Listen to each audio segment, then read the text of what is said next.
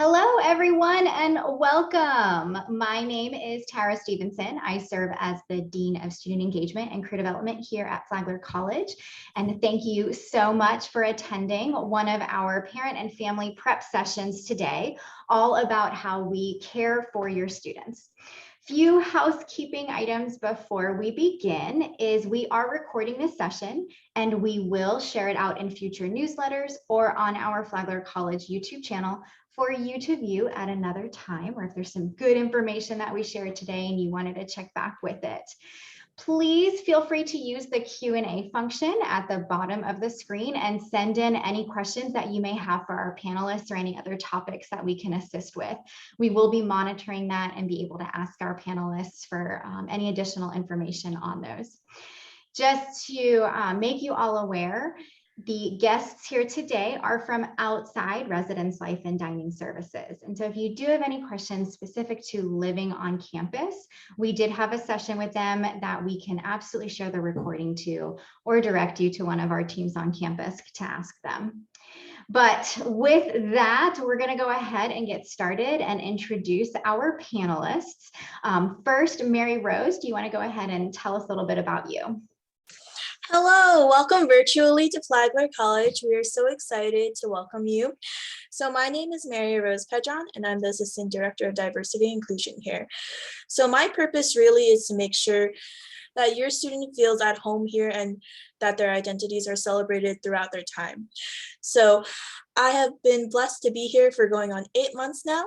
So just like your student, I have felt warmly welcomed by the Flagler family. So I'm so excited to welcome your student into our family. Thanks.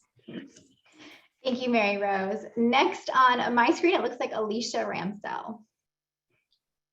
Hi, good afternoon, everyone. I'm Alicia Ramsell. I am the Assistant Director of Campus Recreation and Programming.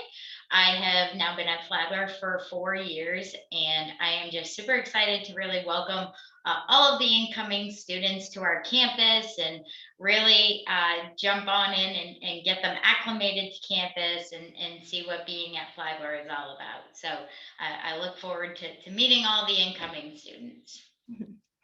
Thank you. Next, Jess. Hi, everyone. My name is Jess Coburn. I just froze on my screen. Okay, there we go. We love technology. My name is Jess Coburn. I am the Assistant Dean of Students here at Flagler. My primary role on campus is to help keep the campus free and safe from bias and discrimination. So I receive all reports of bias and discrimination. I am the Title IX coordinator and 504 coordinator. So in addition to any type of race or religion, disability, discrimination, I also receive reports of sexual assault, sexual harassment, any sexual violence, and stalking. I've been at Flagler for about 8.5 years. I've been in this role for about 3 years. And before this role, I was in the Career Development Center. Thank you. And last but certainly not least, Chris. Welcome to Flagler College, and as Mary Rose said, virtually. My name is Chris Roberts, and I am the COVID-19 coordinator and the Special Projects coordinator here at Flagler College. I've been at Flagler for 3 years and in my role as COVID coordinator for the last year. I started at the college in adult and teen education, went over to the education department, and then as COVID coordinator. Our numbers here at the college have been really low in the last few semesters, and that was because of all of the efforts put in by the students and all of the employees, and we're hoping for the same this semester. So welcome and thanks. Thank you. And typically with this session, our goal is to mirror what our participants over our summer sessions got in person. And through some of those panels, we did have representation from our health services team. And so Chris, if I could call on you one more time to kind of put that health services hat on, as you like to call it, and introduce that area. I forgot. Thanks for the reminder. So we do have health services on campus. The health service is located between Ponce Hall and Keenan Hall in the Breezeway. It is staffed by 2 nurses Monday through Friday, 7 a.m. to 4 p.m. We have Holly Dosette, who's our APRN, and Kara Kelly, who is our RN. And the services that they provide are free of charge to any full-time student here at the college, whether they live on campus or off campus. They provide testing for certain elements. Some of that stuff is cash out of pocket. They also provide over-the-counter medications as well as prescriptions. Holly can write prescriptions. If your student does have any controlled substances that they need to take, such as a ADD medication, they will need to come with that. We cannot write those prescriptions here on campus. Also, if your student is on maintenance medication, they can open up, you can open up an account at Island Family Pharmacy over on 312 and A1A. And you provide them with your insurance information and a credit card, and they will be able to refill that. They deliver to the college as well. So also there will be telemed as being set up for our health visits.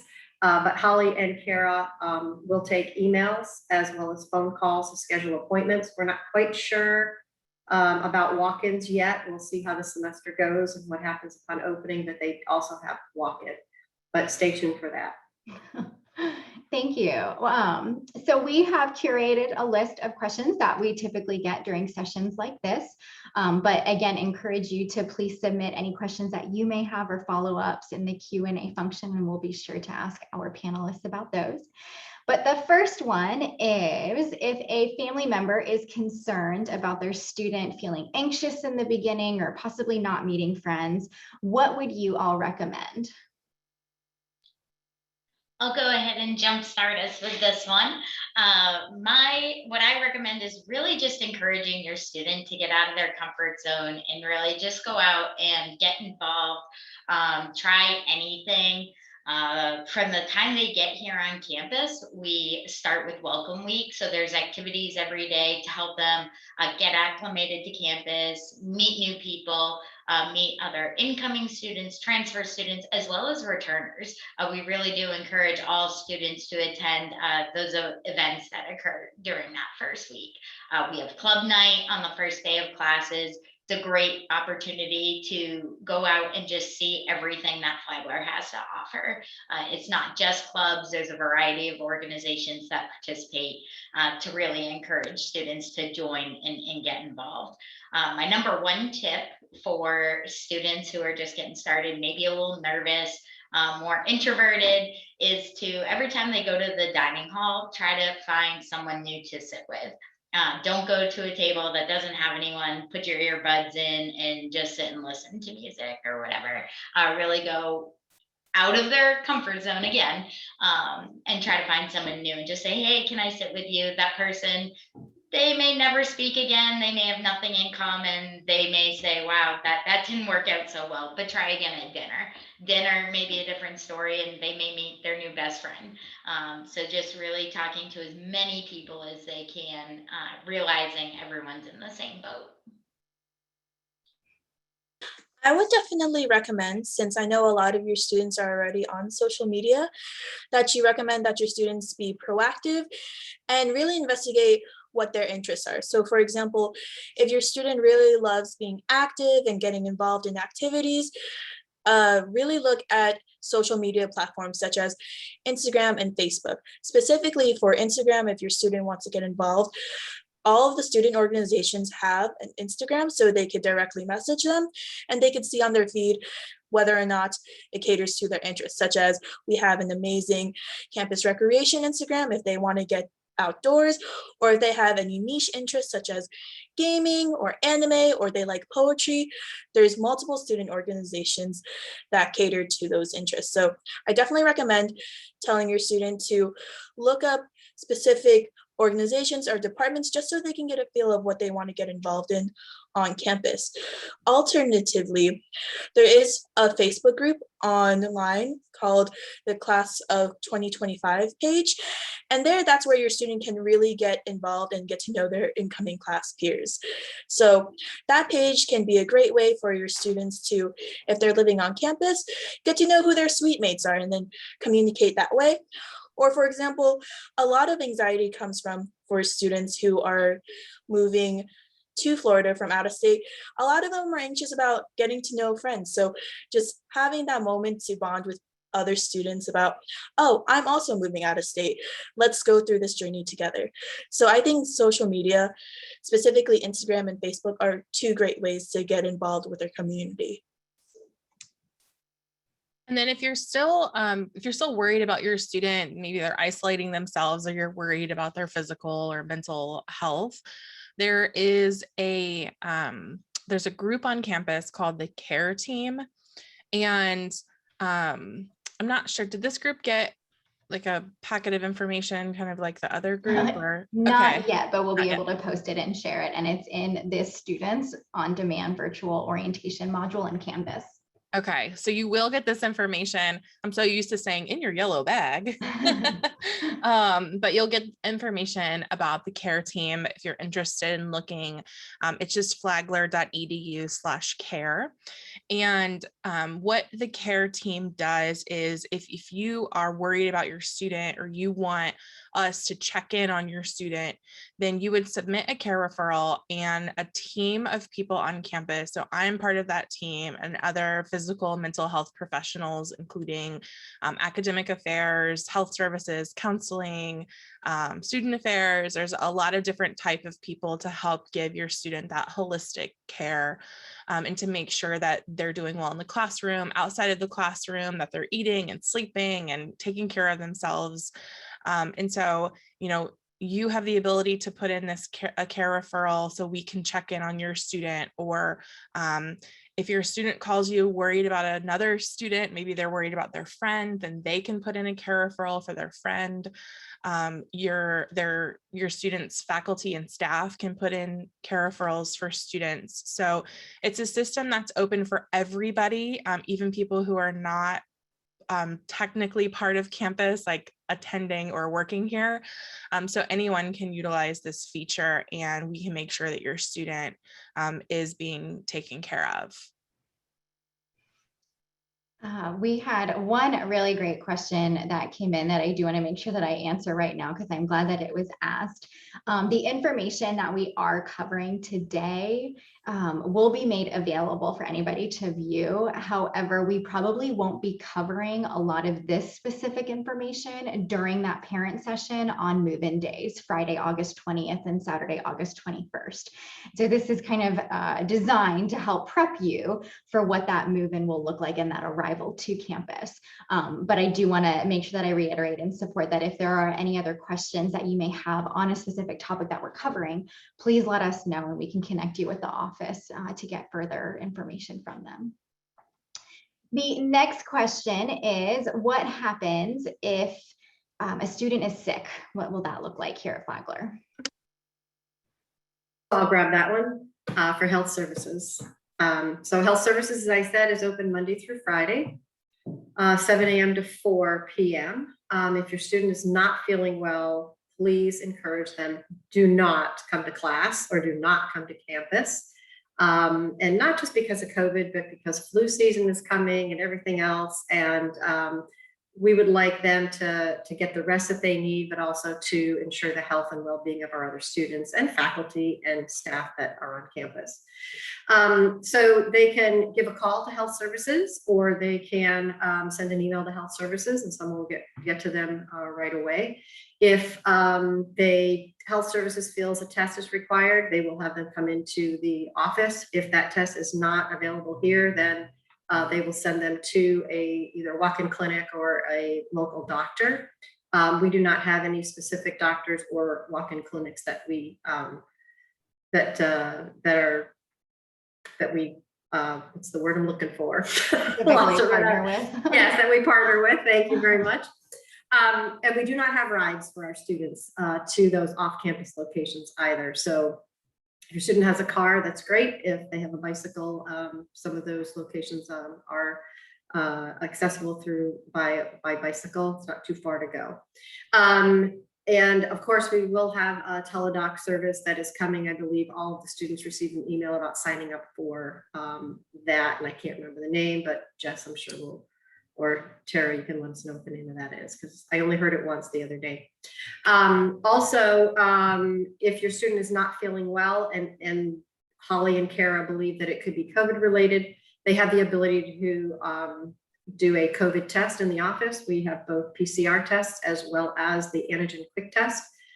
If your student is positive for COVID and they live on campus, they will be isolated for 10 days. And if your student also is in contact with a COVID positive and they have been unvaccinated, they will be quarantined for 10 days, testing on day 6. So that will be on campus as well. And something else I was going to mention, but went out of my head. So I'll remember it and then I'll come back. Yeah.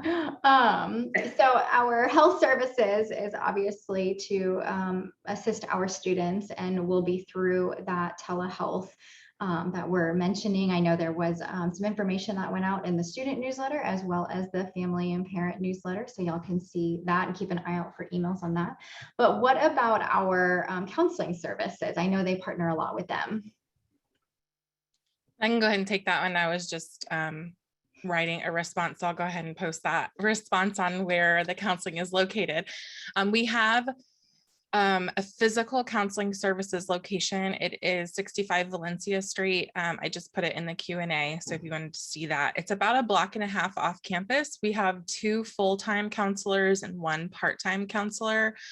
They are licensed mental health counselors in the state of Florida, and and they're really great. So we also, like they were talking, we also have the virtual care group, which your student will get information about. What's really neat about the virtual care group is that if your student has specific needs, like eating disorder or gender identity or trauma of some sort, some grief, then there are specific counselors that they can talk to that focus on what your student is going through. Our counselors are kind of generalized counselors, and so they don't focus on one thing, but they're really great for your student to talk to if they need biweekly counseling. If your student needs more than biweekly counseling or more intensive sessions, then they will be recommended to either find an off-campus provider or to go to the virtual care group counseling. Our counseling center, or counselors in the counseling center, are free, and so is the virtual care group. It is free. When they are suggested to go, or if they're given information for any off-campus counseling, then that would go through your health insurance, or you would pay, the student can pay per visit. And we have a lot of really great partnerships with with different providers in the community. But the counseling center's hours are standard Monday through Friday, 8 a.m. to 5 p.m. And they are considered confidential employees, just like health services. So your student can talk to them confidentially. They will not report it to report what the student is telling them to the school. But if your student has a plan to harm themselves or others, then they have the legal obligation to report that to the police. But other than that, they're not going to report anything. They also do groups. So they talk a lot about, or they encourage students to bring students together to talk about a lot of different groups. I know that they're going to have like a COVID processing type of group, just to kind of reintroduce back into post or pre-pandemic life, I guess. They have a lot of groups that talk about adjusting to college. And so it's a really great resource for your students. We do typically see a lot of questions about insurance when it comes to our health services or our counseling services or anything like that. We would encourage you to please connect with our student accounts team, as they're the ones that can work through our required health insurance and what that looks like, and whether you're going to be waiving it or utilizing the Flagler insurance. But kind of continuing on this same route of support services, what are some other support systems that we have around campus, either academically or even with our Disability Resource Center? Another great resource for students is our Learning Resource Center. We really highly encourage all first-year students to at least go by and check it out at least one time in their first semester. They offer a variety of tutors, any subject matter that is here at Flagler. They have someone that can help other students out with that. Outside of tutoring, they have sessions on time management, organization, ways, tips and tricks to help students get adjusted to college and figuring out what it looks like for them to be here. So we really do encourage students to go. It is proven that students that go to the LRC do better in the classroom than if they would not, and better than their peers who have never attended. So we really encourage students to at least try it out, get help with papers, whatever it may be. And I can go ahead and talk about the Disability Resource Center. Our Disability Resource Center is located on the second floor of the library. It has a director, his name is Phil Pawnell, and the Disability Resource Center can help your student to receive any accommodations that they need in the classroom. So it is focused on classroom learning or getting to the classroom. So if they have any physical needs that they need an accommodation for to get to the classroom, or if they have any testing needs or note-taking or something like that, then all of that would go through the Disability Resource Center. One thing that's helpful for the DRC is what we call it on campus. What's helpful for the DRC to have is your student's 504 or IEP plan. It is not a transferable plan from high school to college, but it's definitely information that will help to guide our Director of Disability Resources in helping your student come up with the best accommodations. The reason that it's not transferable is just because there's different resources in college than there is in high school. That's the only reason, but it will be comparable to the 504 or IEP. Our goal is to see every student succeed, and we're going to do what we can to make sure that everyone's getting equal access to education. Another thing that I also like to kind of chime in here with is that your student, they're going from high school to college and they feel like an adult now, right? And they're like, oh, I don't need that. I don't need those accommodations anymore. I don't need that extra time on my test anymore. And that's fine. And they may not. But what I always recommend is that your student go through the process still. It's still their choice to use the accommodation, but if they find themselves in the middle of the semester and they need an accommodation, if they already have that paperwork done and they have that accommodation, then it's going to be a lot easier for them to get that accommodation or have it implemented in their classroom. If all of a sudden mid-semester they need that extra time on the test and the test is tomorrow, that's not going to be enough time to, assign those accommodations to the student. And then they might feel like they're being discriminated against based on their disability. But if they haven't gone through the process, then we're gonna ask that they go through the process, and then we'll make sure they get those accommodations from then on. So I have students come to me a lot. I'm the person who would come to if your student was feeling discriminated against based on their disability. And sometimes I have students that are like, well, Professor A lets me have extra time, even though I don't have an official accommodation, but Professor B doesn't. And there's really nothing that I can do to help unless they go through that process. So, again, just go through the process early, get it done, and so they can have access to those accommodations. And I do see this question, when does the Learning Resource Center open? Yeah. So if you can talk real quick about, is the Disability Resource Center open right now? Yes. So the Disability Resource Center is open right now. So students can start that process, and Phil can, I would definitely recommend as soon as possible, because all the new students are going to come in and need to go through that process, or not all, but a lot of new students are going to come in and need to go through that process. So they are open now. Yes.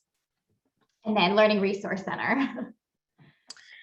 I'm going to be honest, and I don't know that answer, but she's going to head to it and go for it. I was going to say, I assume the first day of class, but I'm sorry. All the other support. Yeah.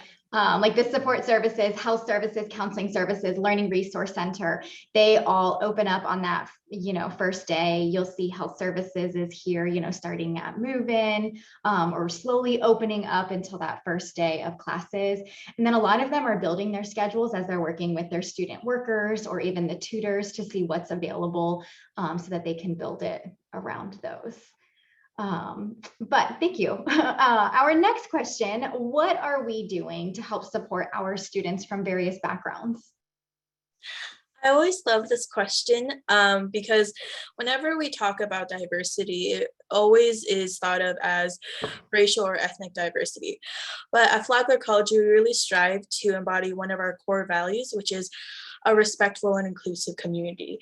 And specifically speaking for the Office of Diversity and Inclusion, we really seek to serve students from multiple identities through 3 really foundational aspects. The first is really to engage your student, and that looks like really intentional, diverse programming that centers having intentional conversations about cultural aspects. So we have a lot of diversity speakers. We have a whole week in January dedicated to diversity inclusion. And that's really fun, where a lot of the multicultural organizations create events, as well as there's food, there's fun. It really is programs meant to engage your student thoughtfully and just help them be part of the community. The second foundational aspect of how we support students really comes with education, because we understand that your student is a student first. So the conversation of supporting diverse identities happens both within the classroom and outside of the classroom through cultural competency workshops, as well as other educational opportunities throughout the year to help engage them in critical dialogue about diversity, identities, things like that. And then the last foundational support I really like to emphasize is really going back to the Flagler family. I really pride myself on working for Flagler because it is such a small community, in the sense where your student can feel connected not only through their peers, but they could have direct relationships with their faculty and staff because we are such a close-knit campus. So regardless of whether your student is on different spectrums, regardless of whether they have religious diversity, political affiliation diversity, if they're part of the LGBTQIA spectrum, they can feel at home at Flagler College.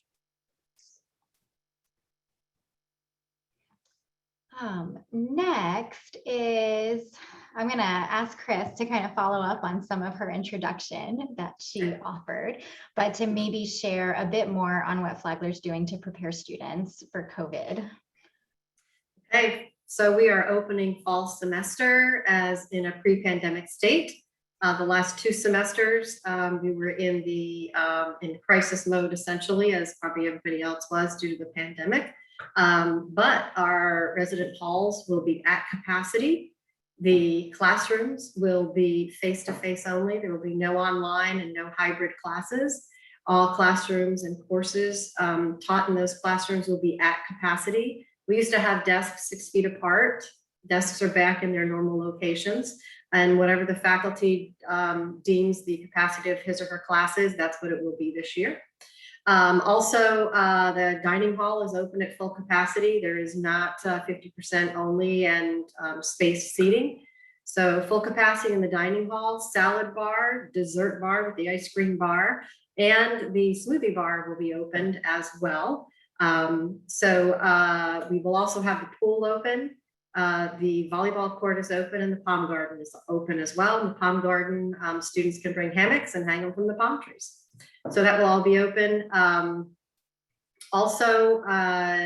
We are asking everyone that is able to be vaccinated before returning to school. It is not required, it is recommended. Any student that is not vaccinated or has not uploaded their COVID vaccine information to their student health portal, there will be mandatory testing to prevent COVID outbreak. So every week, anyone that is not vaccinated, they will be mandatory testing weekly on campus here, and that is not charged to the student. It will be charged to insurance, but there is no out of pocket. That is for the CARES Act. Also, we are having a vaccine clinic on August 31st. We'll be offering with Winn-Dixie the Moderna shot, 2-shot series. So any student that is here is more than welcome to get their shot here on campus on August 31st. There will be notification coming out for that. Along with that, there'll be flu vaccine as well, so they can sign up for the flu vaccine. Anyone getting the Moderna shot on August 31st will have to come back for their second shot on September 28th. If you're under 18 and would like to, or your student is under 18 and would like to be vaccinated, we will get the Pfizer shot for them, as Moderna is not, did not pass anything below 18. So they're only viable for 18 and up. So Pfizer is available for those who are below the age of 18. Let's see, what else are we doing? I love when you That's it, say the word right? sweepstakes. Oh, that's right. Thank you. I feel like that resonates I with always students. forget something, and I always come back and go, wait a minute. So sweepstakes, yes. So if your student is vaccinated and they have uploaded their vaccine information to the student health portal, they will be entered into a sweepstakes to win $300 in credit to the bookstore that they can use any way they would like to. Also, they will, when they arrive on campus, they will have the choice of getting a food card, which they can either get free Starbucks, Chick-fil-A, dining hall dollars, or bistro bucks. They have a choice. So if they're vaccinated, they will get that, and it will be a free meal for them. So any student getting vaccinated will get that. And those that come back for their second shot, if they have not yet been vaccinated, will get that as well. So please ensure that your student has been vaccinated if they are able to, in order to keep our numbers low, themselves as anyone else that they love and care for safe. Chris, will we be tracking any percentages of those vaccinated versus not vaccinated, or sharing that information with our campus community? So the only way that we're able to track is because we cannot ask anyone who has, if they've been vaccinated. We're requesting that students upload their information to, as we said, the student health portal. From that, we can determine how many students have been vaccinated based on the whole student body. And from there, we'll be able to get a percentage. Thank you. Switching gears now, a lot of times we hear about students arriving on campus and they are ready to work. And so what are some things that we recommend to them about working outside of the classroom? They're totally going to work on their homework. On-campus positions are very popular among students. Pretty much every office across campus utilizes student workers, whether it's in student affairs at health services, or with me in the gym, or I know Mary Rose uses student workers, dining services, the mailroom. There's opportunities all over campus. And so the best way to find out about these positions is online. They usually get posted towards the end of August, start of September. And so they can just check the Flagler website for student positions. The best part about student positions is they're pretty much a maximum of 6 hours a week. And so if a student is a new student, still adjusting, trying to figure it out, that could be a great option for them. It's not too much of a commitment that it's overwhelming, but it could be a good start. And they're allowed to have multiple positions. So if after the first semester they're like, oh yeah, I could totally do another job, they can try to get a second position on campus. The benefit of working on campus versus off campus is if you go work at a restaurant or a gift shop or something downtown, all of a sudden a manager could say to you, hey, I need you 35, 40 hours a week. And you don't really have a choice whether you do it or you quit. And that could just be too much. So working on campus is a really great way to also build relationships with faculty, staff, other students, and really start to establish their connection to the college. And we do also like to share that there's so many new things when it comes to arriving on campus and living on your own. And so taking that time to transition successfully, once you figured out the whole college thing, then look at adding, more positions or work off of campus. We do always ask about this question because I feel like we experience just afternoon showers that feel like a hurricane. But if you could share more information about hurricanes and how Flagler works through those. And it's raining right now again. So bring it on. Yes. So we are in hurricane season. Hurricane season here in Florida starts June 1st and ends November 30th. The mid-August to mid-September is our peak season here in Florida, and we have had a lot of rain these last few days. We've also had 2 hurricanes already this season that came towards Florida, but did not impact St. Augustine or the college in any way. If there is a hurricane, though, that is tracking towards Florida, then we have a hurricane task force, which is then mobilized. And if they believe that it is going to somehow impact St. Augustine and the school, then they, and again, I said they mobilize, and there is a wealth of knowledge on the team and a bunch of resources from maintenance, security, grounds, faculty, staff, communications that are all make up that team. They will track that hurricane to determine what next steps should take place. And if we do have to evacuate, which Alicia will talk about in a little bit, then we will.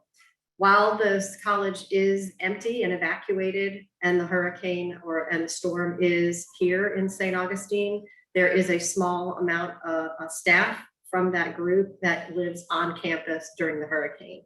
And they are here to check the buildings, the grounds, making sure there is no damage or flooding that is occurring. And if so, then they're here to correct it or get help as best they can during the storm. Once there's an all clear, again, they go around and check again to make sure it is okay, safe and sound to come back to campus. And the way that we communicate this out is to the students through their Flagler email. So ensure that the students check their Flagler email on a regular basis. That is the main form of communication that we do communicate to the students through, is their Flagler email address. So Alicia, if you'd like to take it on from the evacuation process and return. Absolutely. Yeah. I think the most important thing for everyone to know is that we really do care about the students and make sure that everyone does have a place to go and that they are all safe. When an evacuation does happen, we set a deadline on campus that everyone needs to be out by. And when that happens, we've had some students who will book a plane ticket and fly home. Other students, they call mom and dad and they're like, hey, I'm just going and staying with my roommate. I'm staying with a friend. They've opened their home to me. So we're going to wherever it may be with a friend or a roommate. When that time comes that all the students have supposed to have left campus, Residence Life does a great job. We go through and check every residence hall to make sure all the rooms are empty, knock on all the doors, check every room, and make sure that everyone has indeed left campus.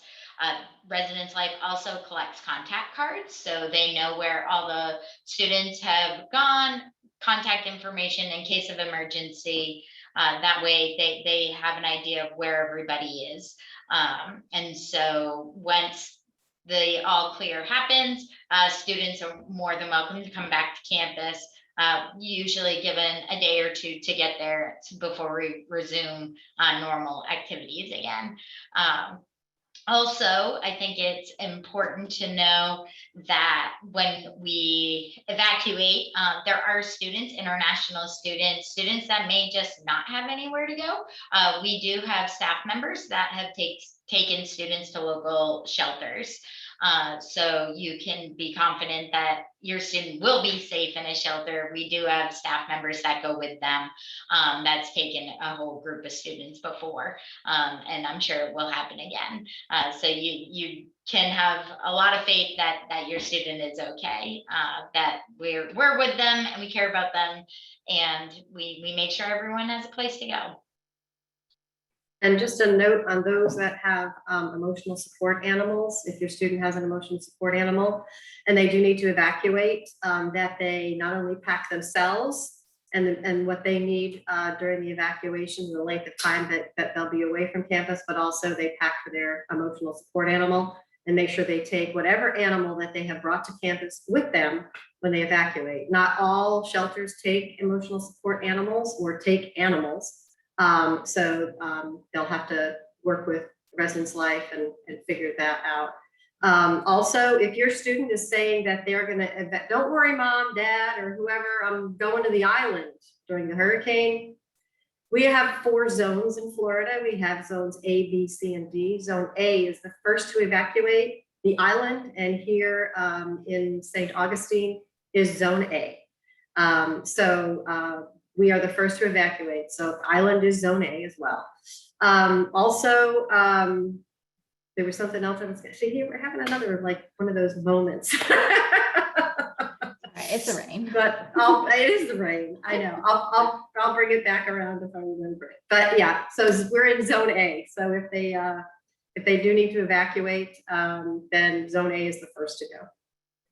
I always just like to jump in as someone who is not a born Floridian to alleviate any people who are coming out of state, because I came from out of state.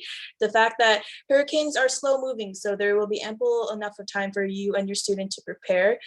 And also, when we're talking about shopping lists, make sure to invest in good rain boots and a raincoat, because regardless of whether it's a hurricane or whether it's just a really bad thunderstorm, or even if it's just raining, honestly, St. Augustine is very old, so the streets will flood, and we want to make sure that your students are not only safe, but they're dry and comfortable. Our attendees at our last in-person Roar Up session this past Monday got to see what that looks like, because we had quite the storm during high tide in the afternoon. And I myself wish that I had brought my rain boots to kind of. And that's what I wanted to mention too. Thank you, Mary Rose, Tara, that our streets do flood. We're an old town on the bayfront. So some of our streets are below sea level, and we do flood whether we're having rain or a hurricane. The streets flood. So Just as a reminder, if anybody does have any questions, we're getting close to the end of our list of questions that we usually go over, to please make sure that you pop those into the Q&A, and we'll be sure to answer them. I know that there are 2 in there that we'll cover during our closing. What typically follows our hurricane discussion is if you can all share more about what our security team does for us here on campus. Yeah, so we have an Office of Safety and Security, and if you haven't gathered by now, the care and safety of your student is our priority here at Flagler. So our safety and security, we actually have 2 safety and security offices, or 2 locations for security on campus. We have one location that's about 2 blocks away from main campus that is close, or kind of right next to our parking garage and our FEC A-Bear complex area. And so there's one office down there, and then on main campus, and when I say down there, it's because I'm literally sitting on main campus, like my location right now. And when I say down there, I'm pointing to it right now. And then on main campus, it is in Ponce Hall. So if you have ever had or if you've ever been to Flagler or have ever walked into our grand rotunda area where you look up and it's all gold and beautiful, you might have seen what looks like a reception desk area, and it's because it was once a reception desk whenever the building was a hotel, and our college receptionist and security officers are stationed there as well. And we have security officers on campus 24/7, 365 during hurricanes, on Christmas Day, during any holidays, or if we're having any crisis or closed for some reason, then security is always here. We also contract with the St. Augustine Police Department, which their main offices are about 2 blocks away, down by the FEC and A-Bear complex and parking garage I was talking about earlier. We have 2 St. Augustine Police officers who are on our campus for most of the day. I would say about 20 hours out of the day. They are dedicated to Flagler College. That is their full-time job, is to walk around our buildings and to patrol our area of town. And so, students, there are different events where students get to know the officers on our campus. The most popular one is called Coffee with a Cop. So students can come grab some coffee. I know our officer, the main officer who does it, Officer Johnson, his partner makes really great cookies. I love the snickerdoodles. I know other people love other ones, some type of chocolate or something, triple chocolate. But they really do a good job to get to know the students. Our security office also does what's called a safe ride program. And it is through, they give rides to students at night. So it's usually from about 6 p.m. to 6 a.m. And if your student needs a ride from one point on campus to the other on campus, then they are able to call and get a safe ride. So we have a van that we use, we have golf carts that we can transport students. And then if neither one of those are available, then an officer will actually walk with the student to make sure they get to where they're going safely. So notice that I said that those are on campus. We don't have transportation that transports students off campus or goes and picks them up from somewhere off campus and brings them back onto campus. They would have to get a ride with a friend. We do have Uber or Lyft in town, or any other way that they could get a ride to wherever they need to go. I feel like I'm missing. Oh, Live Safe. There it is. There's always something that I'm missing. I'm like, what am I missing? So you'll get information about a Live Safe app, and it is our safety app that we use on campus. So we use it for a lot of different things. We use it to push out notifications. So if there is, if campus is closed, if for some reason a emergency notification needs to go out, we get them a lot during hurricanes. And the Live Safe app is kind of where that notification will come from. It'll also go to their email and stuff like that. So they're going to get it somehow, but the Live Safe app is a really great way to get those notifications. It's also a one-touch call to 911. It's a one-touch call to our security office. You can also use it to text security if your student is in some type of incident where they don't feel safe picking up the phone and calling, that they can send a quick text message. It also has a feature on it where if your student is walking from point A to point B, and they're just not quite feeling safe about it, then they can activate almost a tracking system. So for their friends or for you, they can activate this tracking to where you can watch them walk from one point to the other to make sure that they're getting there safe.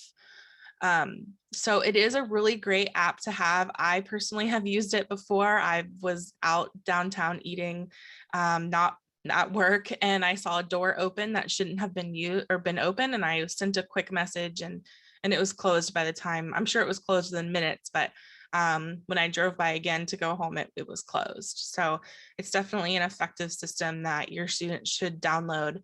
And I'm sure, and they've gotten information about it in their orientation packets and their email. And so they should download that app. Yeah. Well, those are all the questions that we typically see during this session, and I haven't seen any other new ones come through. One thing that I did share with a lot of our parent and family sessions last summer that did bring me a little bit of ease is, as the mother of a 9-year-old sending her off to elementary school during a pandemic last year, it was honestly quite terrifying. And I remember talking to a teacher who said, but it's my job at the elementary school to care for your child since you can't be there during the day. And I instantly thought, that's our job here at Flagler, is we are caring for your child. who is attending. And that was really the driving force behind the title for this session, is we wanted to get across that we are caring for your child while they're here and you can't necessarily be here. But if anybody does have any other questions, please know that you can email orientation@flagler.edu. Chris, was there one more thing you wanted to share? Yes, ma'am. So vaccines, not COVID related. Your student should have received an email reminding them to upload their required vaccines to their student health portal. This is the MMR, the hepatitis B, and the meningitis shot. So if they have not yet done so, please do so. Their hepatitis B and the meningitis can be waived. However, the MMR is required in order to attend Flagler College. And that is the 2-shot series that they would have received around age 12, and then I think again around age 16. So those are required. When they do upload that information, they do have the opportunity, as I said before, to upload the COVID vaccine information. That is recommended, not required. They can upload the date of their last vaccine. If they had the Johnson & Johnson 1 shot, then that date, and if they had the 2 series, whatever the 2nd shot date was. We do not ask for type of shot or the manufacturer. And they can upload both the front and back of their CDC COVID vaccine card. This will help health services know that if they have been vaccinated and they have been exposed to a COVID positive person, they do not need to quarantine. If they have been exposed and they're not vaccinated, again, they will need to quarantine for 10 days. And in order to ensure that they're keeping up with their schoolwork, they will have to take it upon themselves to reach out to their faculty member in order to maintain currency with their academics. And if they are COVID positive, health services will work with them. We will do contact tracing here on campus for our Flagler family, and they will be isolated if they live on campus and on campus housing for 10 days. Security does deliver meals to those students that are ill and cannot leave their residence halls. And so they will get 3 meals a day delivered by security, and they come from our dining hall. So that's what I wanted to add. So thanks. Yeah, thank you. A couple of reminders for everyone. We sent out newsletters to our incoming students yesterday. They got those yesterday afternoon, and our parent and family one went out this morning. So if you were not able to receive that, again, please reach out to us at orientation@flagler.edu. It does have information in there on our next session on August 12th, which is intended for your students to learn more about the Common Read. And so it will be an interactive session. There is a registration that we're asking, so then our faculty who are leading it can help divide our attendees into smaller groups for some discussion as they prepare for what that means for them. But if you've got any other questions, I'm not seeing any more come through, but don't hesitate to reach out to us. Everybody, please stay safe and healthy. Keep an eye on that Flagler email. Encourage your students to check it regularly, because we are sending out more and more information, especially as we get closer to move-in day and things like that. Lastly, we hope that you'll join us for the virtual town hall. That'll be tomorrow at 4:30 p.m. where you'll be able to hear from some of our administration on what fall will look like and how we are very excited for your arrival. But thank you all again. Thank you to our panelists, and we look forward to seeing you all in August. Sarah, will the Thank you. Yeah. So that question. The 20th. So on move-in days, both Friday and Saturday, the 20th and 21st at 3:30 p.m., we will be hosting a parent and family orientation session, just where we hear from a couple different speakers. I am not sure as of right now whether this will be recorded, because it is intended to be an in-person event that will be in our auditorium, and I'm not sure of our recording capabilities there. But it is absolutely something that we'll look into, or perhaps if our teams are able to help provide a virtual one maybe after move in, so that anybody wasn't able to attend can listen in on that. But any other questions that are regarding fall semester, please reach out to us. Any questions specific to COVID, please reach out to healthyssaints@flagler.edu. There's another question. Chris, correct. If they have to. Go ahead. All right, so if they have to quarantine, the question is, will there be online access to classwork, and what happens to the roommate, or will they be moved into another room? If they live on campus, we will have a quarantine location for them to move to on campus. But it is up to the student to work directly with their faculty member to determine how they do remain current in their coursework. It is up to the faculty member whether they choose to use online or not.